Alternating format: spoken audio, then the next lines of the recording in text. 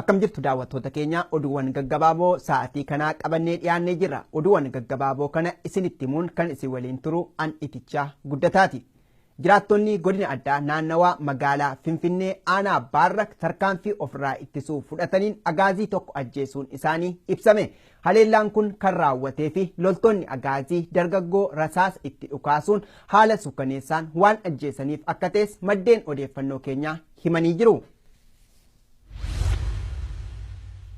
Walloo aanaa baatee keessatti humnoonni waraana biyyattii namoota nagaa lama ajjeesuun himame. Aanaa harxummaa fursee magaalaa Caffee Roobiitti ammoo loltoonni kun saamicha qabeenyaa irratti bobba'anii jiru. Ammas raayyaan ittisa biyyaa dabalataan gara aanaalee hedduutti geeffamaa jiraachuus jiraattonni dubbatanii.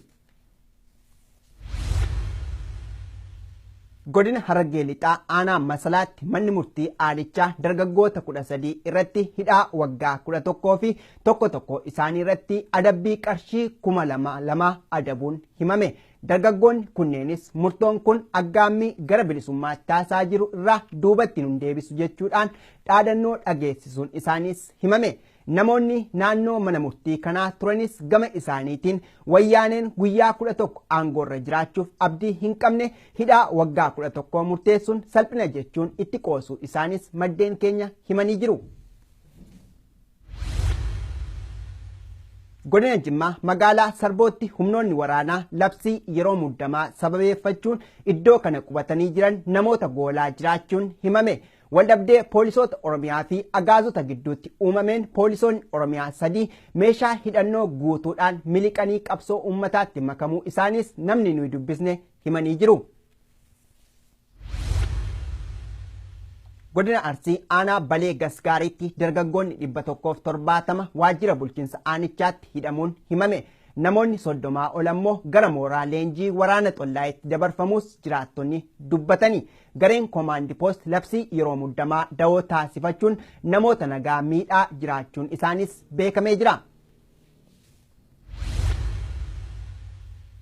Buraayyuu naannoo Ashawaa Meedaatti luboonni mana amantaa hordoftoota Ortodoksii Kidaane Miret humnoota waraana wayyaaneen ukkaamsamuun himame. Humnoonni waraanaa kunneen mana waaqeffannaa kana keessa meeshaa waraanaa jira jechuudhaan of kora akka uumanis jiraattonni dubbataniiru. Luboonni kunneen hanga ammaa bakka buuteen isaanii dhibamuurraa kan ka'e namoonni 7,000 olitti lakkaa'aman naannoo kanatti ba'uun gaaffii dhiyeessaa akka turanis himamee jira.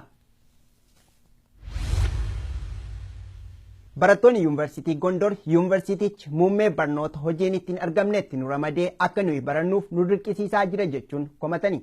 Hayyeen daawwattoota keenya oduuwwan gaggabaaboo sa'aatii kanaaf qabanne kanuma booda oduuwwan idileen walitti deebina hangasitti turtii gaarii. Warri OMN'n karaa bilbilaatiin hordoftan lakkoofsi kanaan dura ittiin hordofaa turtan jijjiiramuusaa isin beeksifna. Haaluma kanaan lakkoofsofni haaromni tolaan OMN ittiin dhageeffachuu dandeessan kanneen United States keessa jiraattan 641-552-5055 United Kingdom 0330-332-6333 Germany 511-8 090-4047 Norway 21-9532 08 Sweden 08-403-031-94 Italy 06-899-730-19 South Africa yookaan Afrikaa Kibbaa 271-210-03-057 Australia 02-80-72 irratti nu dhageeffachuu dandeettan. Biyyoota birootiif lakkoofsa haaraa akkuma baafneen isin beeksifna. Galatoomaa OMN.